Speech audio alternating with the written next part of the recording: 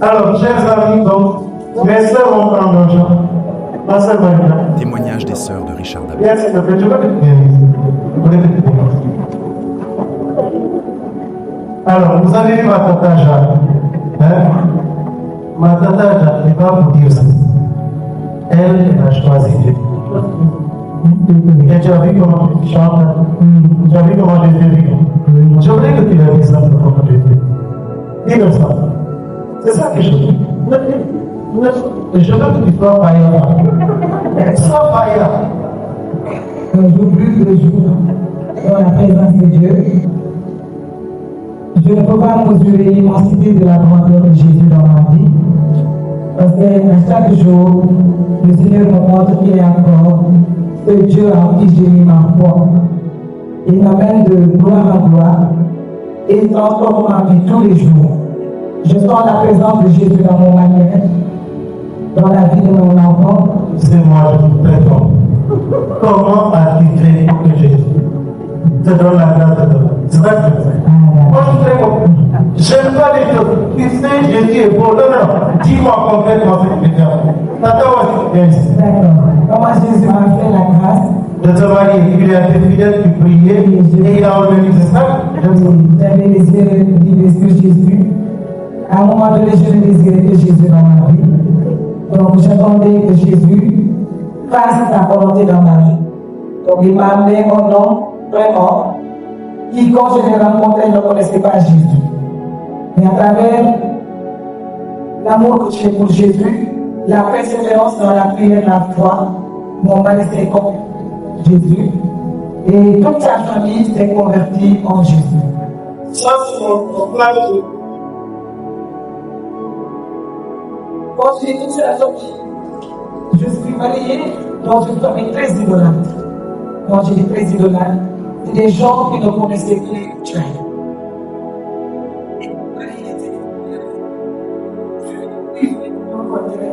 Je sentais qu'il avait des crises. Mais dans mon cœur, je restais dans la prière. Je dis, Seigneur, si toi tu l'as choisi, à cause de la foi que j'ai en toi, tu vas changer sa vie jusqu'à ce qu'il se convertisse et qu'il adore le vrai Dieu, l'unique Dieu. C'est au fur et à mesure que mon mari, par la foi, a commencé à se débarrasser de tout ce qui est gris et a commencé à éviter de voir les croyantes et autres. Et successivement, ma belle-sœur était malade aussi. Mon mari l'a orienté, il n'était pas encore marié, c'était juste au cheminant. Il l'a orienté vers moi. Par le biais du verset avec qui on a prié pour ma belle-sœur, elle a fini par retrouver la guérison. Parce qu'elle était tellement malade, elle n'arrivait pas à dormir. Donc la maladie chaque jour l'a fatiguée. Quand Jésus a guéri, c'est elle qui a décidé de laisser tout ce qui est bouchaille, tout ce qui est idole, de se donner à Jésus. Après ma grande belle-sœur, il y a la petite qui a suivi, ainsi de suite. Pourquoi elle est là? Je suis maman. J'ai un enfant de 2 ans. Et je vois dans l'histoire partout. C'est même ma belle famille et les personnes qui me disent, vas-y. Toi, le Seigneur a besoin de toi. Et c'est notre Seigneur. Si vous me voyez ici, à 6 mois, j'ai laissé mon fils à la maison pour aller servir le Seigneur. Moi, je parle toujours de sa parole, que tout temps qu'il laisse, père, mère, mari, époux, enfant, pour moi l'Éternel, je lui donnerai le grand chemin. Donc, pour dire dans la vie, il faut faire un choix. Et le choix, c'est Jésus. Amen. Et le choix que moi j'ai fait dans ma vie, et je n'ai pas regretté. Il pose dans ma vie, il siège dans ma vie, il conduit ma vie, il dirige ma vie. Et depuis quelque temps, je sens comment le Seigneur me conduit dans le ministère. Toute la gloire à Jésus. Et c'est pour dire que si quelqu'un ici qui veut servir Jésus, soit nous conduire avec le Seigneur. Marchons les volontés du Seigneur, et dis le Seigneur du fond de ton cœur, et que sa volonté soit faite dans ta vie. C'est ce que j'avais à partager, et que le Seigneur me bénisse. Amen. Voici, dis-moi comment tu as rencontré Jésus. Voici, dis-moi. Comment tu as rencontré Jésus? J'ai rencontré Jésus par la prière.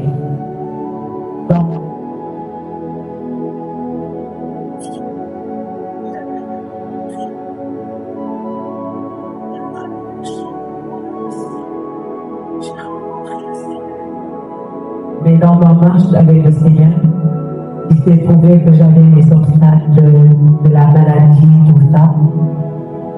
Et après, le Seigneur m'a rempli de force intérieure. Et ce qui est extraordinaire, c'est que dans ma maladie, c'est les gens qui se souciaient de moi. À chaque fois, ma maman me demandait comment tu le vis. En fait, je sentais ce poids sur son visage, sur le visage de papa, mes frères, tout ça, tu vois. Mais j'étais remplie d'une force intérieure pour moi-même, j'ignorais. Je ne savais pas exactement d'où ça venait. Mais c'est en grandissant dans la Nazareth. Et dans ma marche avec le Seigneur, il s'est trouvé que la famille m'avait amené de force quelque part, ce qui a créé une blessure très, très.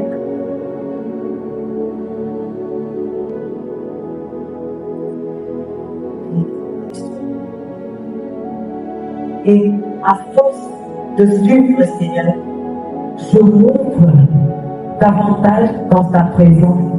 Et dans sa présence, je me sens libre. Et ce que j'arrivais pas à faire, ce que j'arrivais pas à concevoir quand j'avais cette blessure, à force d'avancer, je sentais que le Seigneur sortait ses obstacles. Et la joie que j'avais perdue, le Seigneur me l'a redonnée. Et je le remplace. Il m'a donné force pour marcher à sa suite. Il m'a donné l'assurance pour marcher à sa suite. Mais il m'a donné aussi la foi pour que je puisse lui faire confiance dans toute circonstance. Merci Seigneur.